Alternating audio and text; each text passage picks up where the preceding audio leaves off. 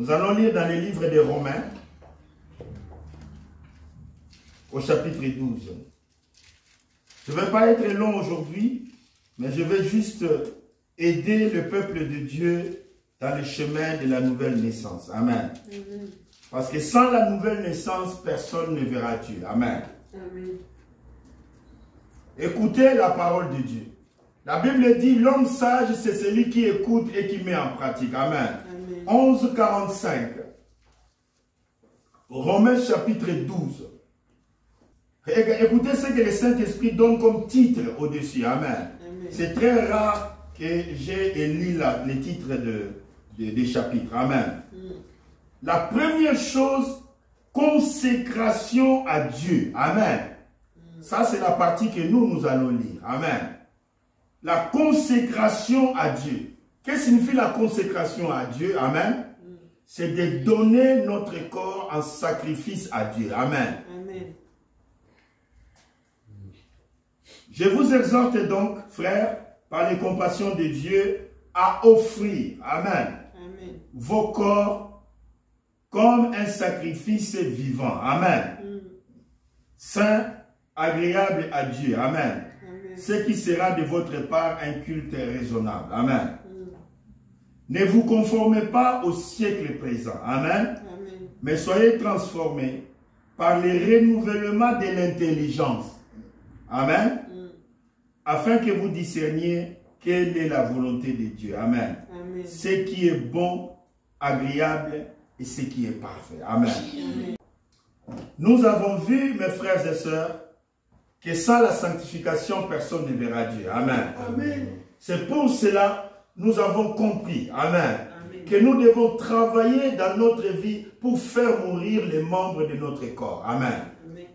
La première chose qu'un chrétien doit connaître quand vous passez par la justification, amen, amen, qui est le baptême dans l'eau, amen. C'est un engagement, c'est un mariage, amen. Est-ce que vous me suivez? C'est un engagement, c'est un baptême. C'est pour cela que j'avais dit que chacun de nous prenne le baptême avec conscience, amen, amen, pour respecter les engagements du baptême, amen, amen. Parce que le baptême, c'est un mariage, amen, qui commence entre toi et Jésus. Amen. Amen. Et ce mariage sera un mariage parfait. Amen. Amen. Quand alors le Saint-Esprit viendra, amen, sur vous et va sceller, amen, amen, votre âme. Mais le début est très important. C'est un engagement. Amen. Vous avez quitté le monde en disant que voilà, je veux te suivre, Seigneur. Je veux que tu changes ma vie. Vous savez, la Bible dit, comme c'est un mariage, vous ne vous appartenez plus vous-même. Quand vous ne vous appartenez plus vous-même, comprenez ce que ça veut dire. Donc, vous n'avez pas le droit de faire de votre vie ce que vous voulez. Vous n'avez pas le droit de faire de votre corps ce que vous voulez. Amen. Amen. Par exemple, les gens qui continuent à boire, les gens qui continuent à fumer. Amen. Les gens qui continuent à gaspiller le temps de Dieu. Amen. Cela veut dire vous faites ce que vous voulez. C'est-à-dire le vœu que vous avez donné le jour de votre baptême, vous ne respectez pas cela. Vous ne respectez pas cela. Parce que quand nous baptisons quelqu'un, nous lui posons la question, aimez-vous le Seigneur Jésus-Christ? Vous dites oui. Vous avez quitté l'Égypte. Vous voulez suivre le Seigneur Jésus-Christ pour un canal spirituel? Oui, je le veux. Suivrez-vous le Seigneur Jésus-Christ dans les difficultés, quand les situations sont difficiles? Oui, je le veux. Voulez-vous abandonner tout et tous? Amen. Tous tes amis, toutes les personnes, amen, amen, et que Jésus-Christ prenne la première place dans votre vie? Oui, je le veux. Amen. Amen. Ça, ce sont les choses qui se passent dans la cérémonie de baptême. Le baptême est un engagement, le baptême c'est un mariage. Amen. Amen. Mais à la surprise générale, les gens ont dit cela, amen, pendant le baptême. Amen. Amen. Mais pendant leur vie, nous voyons qu'ils ne donnent pas la première place à Jésus-Christ. Vous savez, le premier commandement Vous me direz, mais vous parlez des commandements. Oui, le commandement, Dieu n'a pas aboli ça. Jésus a dit, je ne suis pas venu pour abolir la loi, mais je suis venu pour accomplir la loi. Aucun seul iota de la loi ne sera retranché. Amen. Amen. C'est pourquoi Jésus dit, qu'est-ce qu'il est écrit? Tu aimeras ton Dieu de tout ton cœur. Pose-toi la question, est-ce que j'aime mon Dieu de tout mon cœur? Ou j'ai remplacé mon Dieu avec quelque chose d'autre? Ou avec quelqu'un d'autre? C'est dangereux de briser la première loi de Dieu. De briser la première loi de Dieu. Tu aimeras ton Dieu de toutes tes forces et de toute ton âme. Est-ce que c'est le cas pour toi? Est-ce que c'est le cas pour toi, mon frère? C'est le cas pour toi, ma soeur? Si ce n'est pas le cas, alors il faut venir à l'autel. Il faut venir confesser et dire, Seigneur, il y a autre chose, amen, que je mets en premier plan dans ma vie. Alors je ne veux pas que cela soit ainsi. Parce que la première chose, ce n'est pas faire mentir ton cœur. Parce que Dieu connaît ce que tu aimes plus que lui. Dieu, il connaît ce que toi tu aimes plus que lui. Alors tu brises la première loi de Dieu. Et ce n'est pas bien. Comment les bénédictions vont suivre? Comment la nouvelle naissance va suivre? Comment le Saint-Esprit peut-il venir en toi? Je disais ce matin, pourquoi vous avez mangé? Pour avoir la force. Mais l'homme n'est pas seulement charnel. L'homme est aussi esprit. C'est pourquoi Jésus a dit, les paroles que je vous dis sont esprit et vie. C'est pourquoi Jésus répète, il dit, l'homme ne vivra pas de pain seulement, mais vivra de toutes les paroles qui sortent de la bouche de Dieu. Vous ne voulez pas vivre de toutes les paroles qui sortent de la bouche de Dieu. Donc, vous voyez, c'est l'âme qui meurt, parce que l'âme ne mange pas. C'est l'âme qui est malade, parce que l'âme ne mange pas. Tu ne lui donnes pas à manger. Et c'est cruel. C'est cruel. Quand je dis c'est cruel, parce que vous habitez deux dans une maison, la chair mange, la chair est mangée, la chair reçoit ce qu'il demande. Maintenant, l'homme intérieur demande quelque chose qu'il ne veut pas lui donner. Tu ne vois pas que c'est cruel? C'est une personne. Mais pourquoi vous ne faites pas cas de lui? Pourquoi vous n'obéissez pas à ce que lui demande? L'esprit, l'âme, je veux dire. L'âme ne vit que de la parole de Dieu. Pourquoi vous ne lui donnez pas la parole de Dieu? Votre croissance spirituelle dépend de la prière, de la lecture de la parole de Dieu, de la méditation de la parole de Dieu. C'est la seule manière de croître dans la parole de Dieu. Sans cela, vous serez entré dans l'eau comme un pécheur sec et vous sortir comme un pécheur mouillé. Votre vie ne change pas. Vous entrez dans l'armée de Dieu et depuis que vous êtes rentré dans l'armée de Dieu, vous n'avez jamais eu de grade, pas de promotion, rien du tout. L'apôtre Paul a demandé aux disciples de Jean, Actes chapitre 19, avez-vous reçu le Saint-Esprit depuis que vous avez cru? Pourquoi? Ça ne sert à rien d'être formaliste. Formaliste, c'est-à-dire la forme d'un chrétien. La forme sert à quoi? Vous savez, l'enveloppe ne sert à rien. C'est ce qui est dedans de l'enveloppe. La forme ne sert à rien. Chaque fois vous êtes à l'église. Chaque fois vous êtes à l'église. Mais est-ce que vous vivez la parole? Est-ce que la parole a un impact dans votre vie? C'est ce qui importe le plus. C'est ce qui importe le plus. Jésus dit, un homme sage, c'est celui qui bâtit sa maison sur un rocher. Quand il y aura la tempête, amen, la maison résistera. Pourquoi la maison de beaucoup de gens ne résiste pas aujourd'hui? Parce qu'ils n'ont pas la parole. Ils ont la forme extérieure d'un chrétien. Mais ce qui en fait la force, il n'y en a pas à l'intérieur. À l'intérieur, c'est vide. Mes frères et sœurs, donnons à Dieu la première place. Dites Amen. Amen. Donnons à Dieu la première place. Un homme doit prier plusieurs fois pendant la journée. Et ne pas manquer d'ouvrir sa Bible et lire un morceau de l'Écriture. Parce que l'homme ne vit pas seulement de la chikwam, de la baguette et du pain naturel. Votre âme a besoin d'une portion de l'Écriture. Moi je dis c'est cruel. Pourquoi c'est cruel? Parce que l'âme c'est votre jumeau.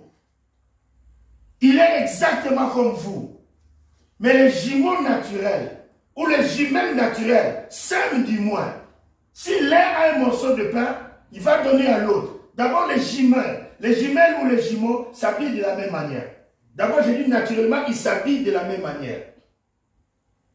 Mais toi tu es jumeau à ton âme. Tu es jumelle à ton âme. Toi tu manges naturellement et lui ne mange pas. Ne trouvez-vous pas que c'est cruel? Cela veut dire, vous pensez vous aimer vous-même en faisant les choses qui satisfont votre corps, votre vie, vos désirs. Vous croyez que vous aimez. Amen. Mais ce n'est pas bien. Il faut aimer votre âme. La chose à aimer en vous, ce n'est pas ce corps ici. La chose à aimer, c'est votre jumeau. Si vous voyez une jumelle ou un jumeau qui sont identiques et ne s'aiment pas, il y a quelque chose qui cloche. Il y a quelque chose qui saute. Parce que le naturel reflète le spirituel. Mais moi, je vous révèle ici que votre âme, c'est votre jumeau. Votre âme, c'est votre jumelle. Mais pourquoi vous ne l'aimez pas? Répondez à cette question. Pourquoi vous ne l'aimez pas? Pourquoi d'abord vous n'êtes même pas conscient que vous avez une jumelle? Pourquoi vous n'êtes même pas conscient que vous avez un jumeau? Pourquoi vous n'êtes même pas conscient que vous êtes deux dans la même maison? Et toi tu manges. Tu vis tes plaisirs. Tu fais ce que tu veux. Mais lui ou elle, quand il demande, à ce moment-là, il ne reçoit rien. Amen. Amen. C'est pour cette raison, mes frères, il ne faut pas oublier cela. Soyez conscients. Amen. Soyez vraiment conscients.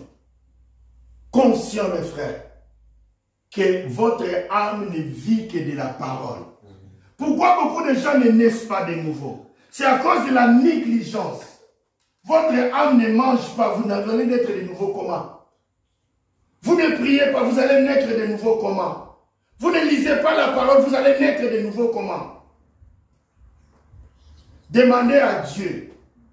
C'est ce que nous allons faire à la fin de cette prédication. De nous donner le vouloir et le faire. De nous donner le pouvoir de renverser la tendance. La tendance est mauvaise aujourd'hui. Nous voyons les gens. Ils ne donnent pas à Dieu la première place. C'est pourquoi il n'y a pas beaucoup de nouvelles naissances dans la vie des gens. Si vous demandez à l'église, combien de gens ont jeûné ici pendant ce mois, vous trouverez qu'il y a très peu qui vont lever les mains pour dire que oui, j'ai jeûné pour le Seigneur. Et pourtant, le jeûne, les prières, ce sont des pratiques qui élèvent l'homme dans la présence de Dieu. Ce sont les pratiques qui vous rapprochent de Dieu.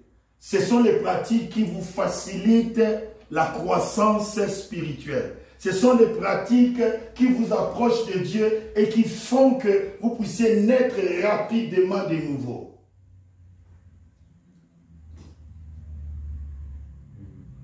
Vous savez, ceux qui font la course, l'athlétisme, amen, ils s'exercent pour être rapides, pour gagner des prix. C'est aussi ainsi pour la nouvelle naissance. Pour certains, la nouvelle naissance va vite. Pour les autres, pendant 20 ans, il est toujours à la case de départ. Pourquoi? C'est-à-dire, c'est ta vie. La manière que tu vis avec Dieu, la manière que tu vis avec la parole de Dieu, ta relation avec Dieu, c'est ce qui déterminera ta croissance spirituelle, c'est ce qui déterminera comment tu vas naître de nouveau. Parce que sans la nouvelle naissance, ne soyez pas les chrétiens formalistes. La forme extérieure ne sert à rien. Prenez des décisions. Est-ce que Dieu a-t-il la première place dans mon cœur? C'est ça la question que vous devez vous poser. Est-ce qu'il est vraiment le numéro 1 dans ma vie? Si ce n'est pas le cas, pleurez et regrettez. Dites à Dieu, j'ai brisé ta première loi. Je ne suis pas en ordre avec toi. Amen. Ça ne sert à rien de vous cacher parce qu'il sait ce que vous faites. Il sait quand est-ce que vous priez, quand est-ce que vous ne priez pas. Il sait combien de temps vous lui donnez pour la prière, pour l'écoute de la parole de Dieu. Il connaît toutes choses. Parce que la Bible dit, nulle créature n'est cachée devant lui. Nous sommes tous nus et à découvert. Il lit même nos pensées. Il connaît même nos paroles avant que nous puissions les prononcer. Vous retardez votre nouvelle naissance. Vous retardez la venue du Saint-Esprit dans votre vie. Vous retardez votre adoption. Et vous mettez le fil à retordre à Dieu parce que Dieu doit déclencher l'enlèvement. L'enlèvement, c'est pour ceux qui ont reçu le Saint-Esprit. Mais vous, vous êtes candidat de l'enlèvement, mais vous ne voulez pas avoir le Saint-Esprit. Vous empêchez le Saint-Esprit de venir en vous. C'est vous qui empêchez le Saint-Esprit de venir en vous. À cause de votre vie mauvaise. À cause de votre négligence. À cause de votre paresse. Un enfant de Dieu qui ne lit pas la parole de Dieu, c'est comme un enfant qui ne mange pas. Vous êtes des chrétiens de dimanche. Dimanche, on vous prêche comme ça. Et pendant toute la semaine, rien du tout. Pas de prière, pas de jeûne, pas de lecture de la parole. Vous savez, on dit on demandera trop à ceux qu'on a donné beaucoup. Dans cette génération, sur votre portable, vous pouvez lire la Bible. Sur votre portable, vous pouvez écouter même la Bible. Parce qu'ils ont mis la Bible sous la forme audio, sous la forme de lecture. Tu peux dire, je vais lire, écouter les livres de Matthieu aujourd'hui. Vous mettez Matthieu, vous mettez play et vous commencez à écouter les livres de Matthieu. Mais pourquoi vous ne le faites pas? Parce que vos désirs ne sont pas tournés vers Dieu. Vous avez d'autres priorités. Vous avez d'autres priorités. Ce n'est pas bon. Ce n'est pas bon. Ce n'est pas bon. Critiquez-vous vous-même avant que la parole de Dieu vous critique. Sondez-vous vous-même avant que la parole de Dieu vous sonde. Parce que la vérité est une. Que ce que vous sémez comme semence, si ce n'est pas la parole de Dieu, si ce ne sont pas les prières, si ce ne sont pas la lecture de la parole de Dieu, c'est autre semence. Et les autres semences ne peuvent que se reproduire selon leur espèce. Est-ce que vous comprenez? L'espèce de Dieu, c'est la parole de Dieu. La semence de Dieu, c'est la parole de Dieu. Quand vous la plantez, elle doit se reproduire selon son espèce.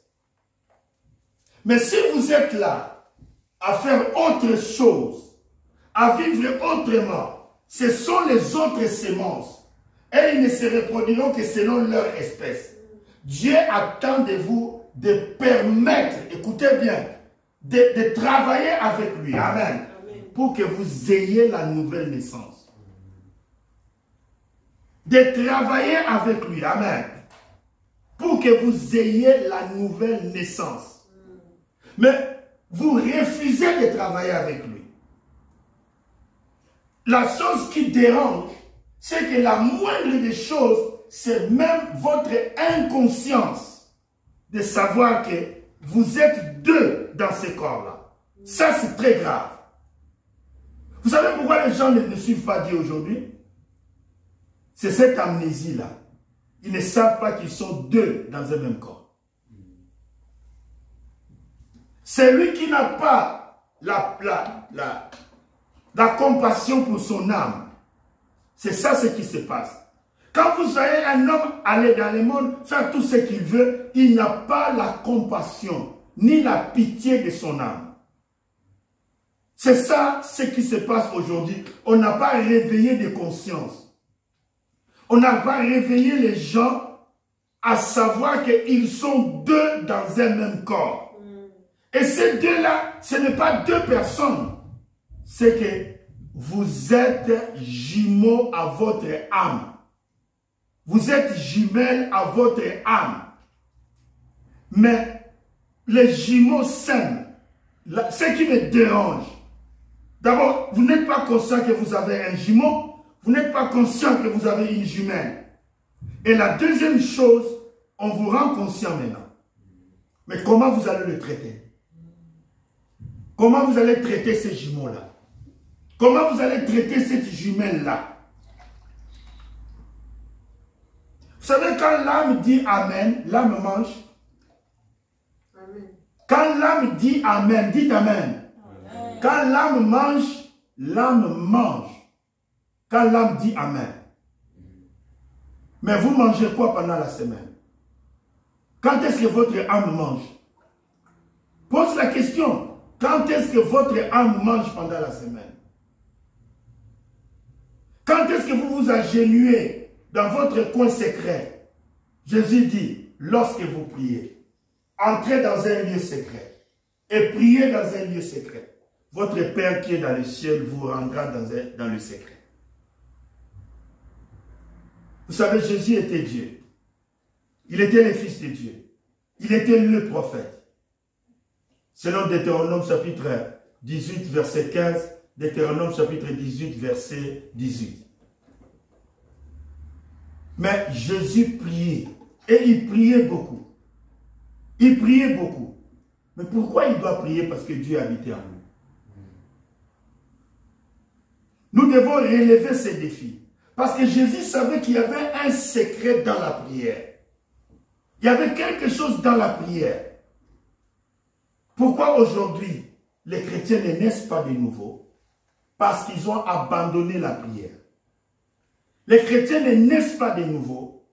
Vous savez, dans le message, les chrétiens ne naissent pas beaucoup de nouveau parce qu'ils ont abandonné les pratiques à l'ancienne mode.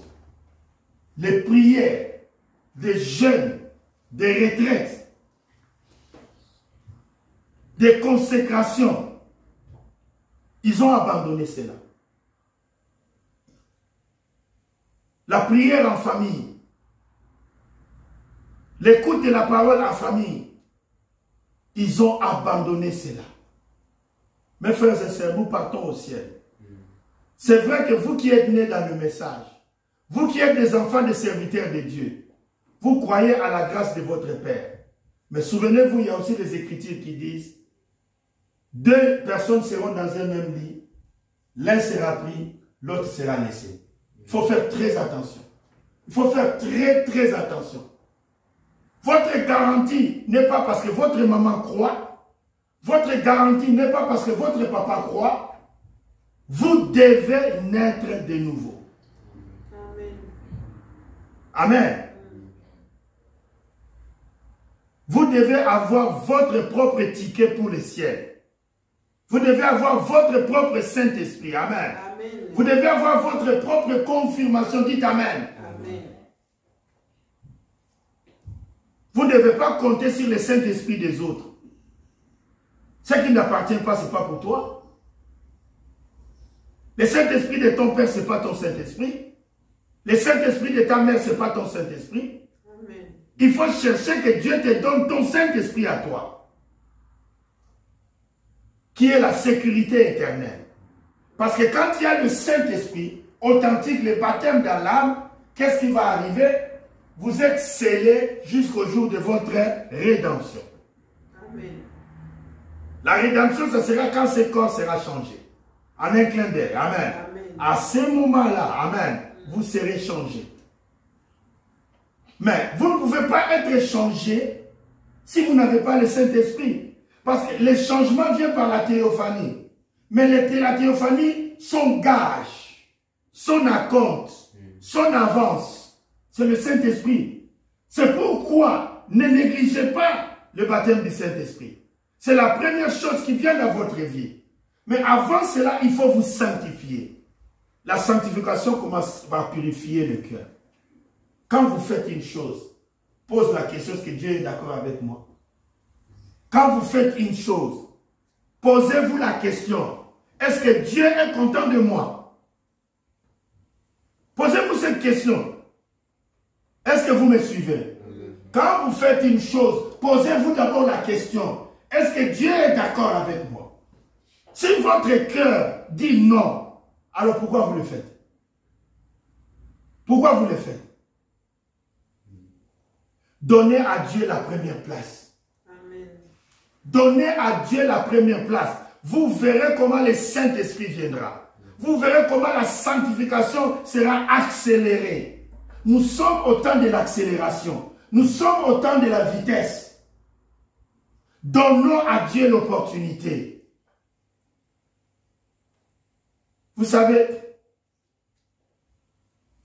Dieu souvent, il frappe. Dieu souvent, il fait des choses pour nous réveiller. Il faut faire attention. J'ai dit, il faut faire attention. Parce que vous ne pouvez pas retarder, vous voyez, les programmes de Dieu. Vous savez que vous devez avoir le Saint-Esprit. Pourquoi vous ne le cherchez pas? Pourquoi vous ne cherchez pas ce Saint-Esprit? Qu'est-ce qui vous empêche de chercher le Saint-Esprit? Parce que vous avez d'autres désirs. Mais aussi longtemps que ces désirs ne sont pas encore morts en vous, le Saint-Esprit ne viendra pas. La Bible dit qu'il faut faire mourir vos membres. Amen. Amen. Le vieil homme doit mourir pour qu'il y ait un nouveau homme, une nouvelle naissance. Il y a ceci. Vous voyez, abandonnez-vous, mourrez en vous-même. Amen. Et Jésus vous donnera la vie. Parce que vous voyez un grain, si le grain ne pourrit pas, la semence qui est dans le grain ne va pas germer. Quand on met le grain au sol, d'abord toute sa chair pourrit d'abord. Et ensuite la vie sort. Mais vous ne voulez pas pourrir. Vous ne voulez pas mourir. C'est pourquoi il n'y a pas de nouvelle naissance. Le grain a la nouvelle naissance à l'intérieur. Mais la condition, il faut que la chair du grain doit pourrir. C'est-à-dire les désirs du monde. Les désirs qui ne sont pas les désirs de Dieu. Vous devez mourir en vous-même. Vous devez changer votre manière d'agir. Votre manière de penser. Dieu nous a offert une vie qui ne finira jamais. On ne peut pas l'acheter.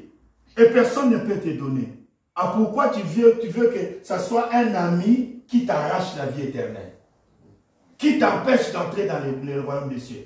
Pourquoi ça soit des jeux ou d'autres choses, des choses qui ne nourrissent même pas l'âme? Pourquoi vous voulez que ça soit qui vous empêche de recevoir la vie de Dieu? Examinez-vous vous-même et surtout essayez d'être conscient. La Bible dit le royaume de Dieu n'est pas d'entendre, mais de mettre en pratique, de prendre des décisions positives pour Dieu, dire Seigneur, aide-moi à te mettre comme premier dans toute ma vie. Amen. Parce que quand vous brisez le premier commandement de Dieu, vous ne naîtrez pas de nouveau. Vous ne pouvez pas naître de nouveau. Parce que vous avez un autre Dieu à la place de Dieu. Pourquoi? Voilà, c'est comme ça. Si quelque chose d'autre vous plaît, prend votre temps, plus que le temps que vous devez donner à Dieu, alors vous ne pouvez pas naître de nouveau. Vous savez, Quand vous plantez Dieu, vous allez moissonner Dieu. Amen. C'est simple. C'est la loi de la sémence. C'est la loi de la reproduction. Mais quand vous plantez autre chose, la loi dit que chaque sémence que vous plantez, selon sa nature, se reproduira selon son espèce. Vous plantez quoi? Lundi, vous avez planté quoi? Mardi, vous avez planté quoi? Mercredi, vous avez planté quoi? Jeudi, vous avez planté quoi? Vendredi, vous avez planté quoi? Samedi, vous avez planté quoi? Les chrétiens de dimanche. Vous voyez, dimanche, vous venez, alors qu'aucun jour de la semaine, vous n'avez lu la Bible. Aucun jour de la semaine, vous avez médité sur la Bible. Quelle sorte de chrétien? Quelle sorte de chrétien? Je n'ai pas eu le temps. Mais vous avez le temps pour autre chose. Vous avez le temps pour autre chose. Réveillez-vous et soyez conscients que sans le Saint-Esprit, il n'y a pas d'enlèvement. Je répète, sans le Saint-Esprit authentique, il n'y a pas d'enlèvement. Dieu, il vient prendre son corps. Et son corps signifie ceux qui sont baptisés dans le corps. Et lui, il viendra prendre son corps. Parce que la parole de Dieu dit, il est la tête du corps. Est-ce que vous me suivez? Amen. Il est la tête du corps. Il vient prendre son corps. Si vous n'êtes pas dans le corps, alors vous passerez par la tribulation. Et la tribulation, j'aimerais dans les jours à venir parler un peu de la tribulation. Vous savez que le soleil a vieilli? Parce que la date de la mort du soleil est déjà prévue. J'ai dit le soleil a vieilli. La date de la mort du soleil est prévue par le créateur du soleil. De même que l'homme naît et il meurt, le soleil était né par la parole parlée. Et la parole parlée dit, ça va s'éclater un jour. Ce jour-là, c'est le Créateur qui connaît la date de la mort du soleil. Le soleil va s'arrêter un jour, exploser et ça sera fini. Amen. C'est pour cela, Dieu insiste sur votre jumeau qui est votre âme. L'âme qui pêche. Comment l'âme peut pécher? Parce que toutes les choses, nous les voyons seulement dans le corps. Quand quelqu'un est en train de faire autre chose que ce qui est la parole de Dieu, mais c'est l'âme qui pêche. Amen. Mais les exercices, les manifestations sont en dehors. La Bible dit, l'âme qui pêche, c'est celle qui mourra. C'est-à-dire l'âme qui n'a pas accepté la grâce de prendre la vie éternelle au travers de l'obéissance à la parole de Dieu. J'ai toujours dit ici, beaucoup n'ont pas compris. Et j'ai expliqué cela plusieurs fois, beaucoup n'ont pas compris. L'âme de tout homme est éternelle d'abord. Jusqu'à ce que, si tu n'appuies pas sur le bouton pour confirmer ta vie éternelle, comment tu vas appuyer sur le bouton pour confirmer ta vie éternelle? C'est en allant à la croix, en acceptant le sang de Jésus-Christ et le pardon. Amen. À ce moment, tu dis, Seigneur, tu m'as donné une âme qui est éternelle. Oui, j'accepte. Mais, si tu n'acceptes pas que ton âme vive éternellement, Dieu détruira les âmes qui n'ont pas accepté la vie éternelle. Amen. Je répète, Dieu détruira les âmes qui n'ont pas accepté la vie éternelle. Amen. Vous savez, je dis ça et je dis que beaucoup de gens vont écouter la vidéo. Vous savez, nous sommes à 6000 ans près. D'accord? Depuis que le monde, Adam était sur la terre. Amen. Vous savez que l'âme de Caïn vit encore? Mais pourquoi l'âme vit plus de 6000 ans? Si je disais hypothétique, c'est une hypothèse. Amen. Amen. Si Dieu dit, bon, je ne vais pas juger Caïn aujourd'hui, je jugerai Caïn après 100 000 ans. Vous savez que cet homme vivra toujours. Non. Si Dieu dit hypothétique, par hypothèse, est-ce que vous me suivez?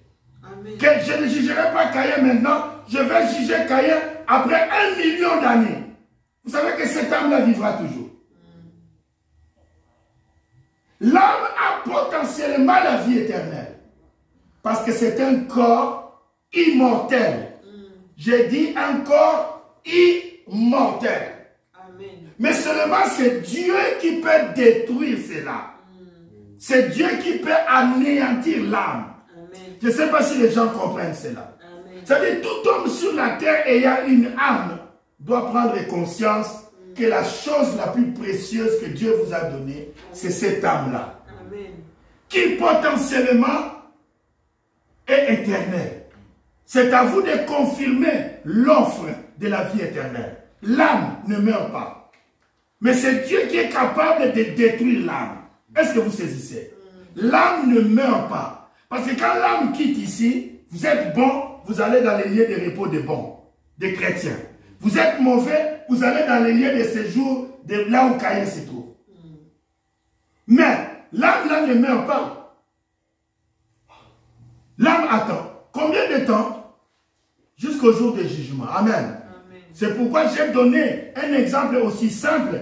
Vous pouvez vous imaginer que l'âme de Caïn vit déjà depuis 6000 ans. 6000 ans. L'homme ne vit que 80 ans. Mais l'âme déjà 6000 ans. L'âme peut aller à 10 000 ans. L'âme peut aller à 1 million d'années. Est-ce que vous suivez? Ce n'est pas un corps comme les autres. L'âme. Des pécheurs ou des bons. L'âme, ce n'est pas un corps aussi à négliger. Est-ce que vous me suivez? Cela veut dire l'opportunité qui est donnée à l'âme d'appuyer sur yes, oui, je veux la vie éternelle. Si vous appuyez, Dieu dit ok, vous avez accepté la vie éternelle et votre âme vivra éternellement. Amen. Non, je ne prends pas la vie éternelle comme l'âme des sorciers et l'âme des autres personnes, des magiciens.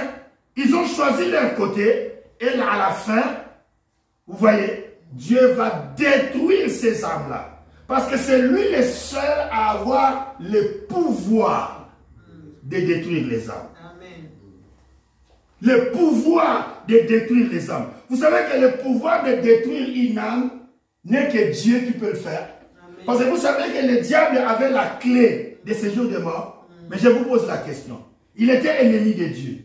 Même les prophètes de Dieu, comme Samuel, et les autres prophètes, amen, amen, étaient là-bas dans les séjours de mort.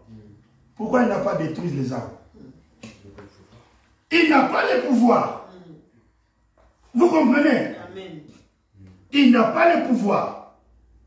L'âme, le diable n'a pas le pouvoir de détruire. Anéantir une âme, le diable n'a pas le pouvoir. C'est un corps différent de ce corps. C'est pourquoi la Bible dit la seconde mort, ça sera la destruction de l'âme par le Créateur. L'âme qui pêche, c'est celle qui va mourir. Amen. Profitons maintenant pour avoir la vie éternelle. Regardez-vous vous-même par rapport à la parole de Dieu. Regardez-vous dans le miroir. Quel est le miroir? Le miroir de la parole de Dieu. Est-ce que je suis en règle? La question est celle-ci pour ceux qui écouteront la vidéo. Votre vie est-elle digne de l'évangile?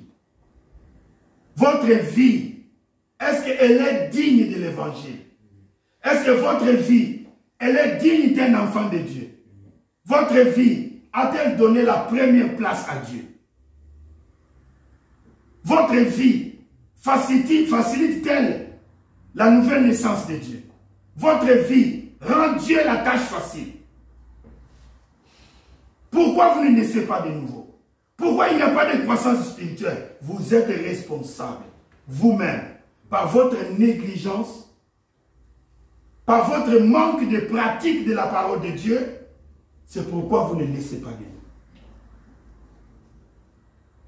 Nous allons nous recommander entre les mains de Dieu maintenant. Nous allons demander à Dieu de pouvoir nous aider à être conscients et à pouvoir. Alléluia. Que Dieu vous bénisse. Acclamons pour le Seigneur d'abord.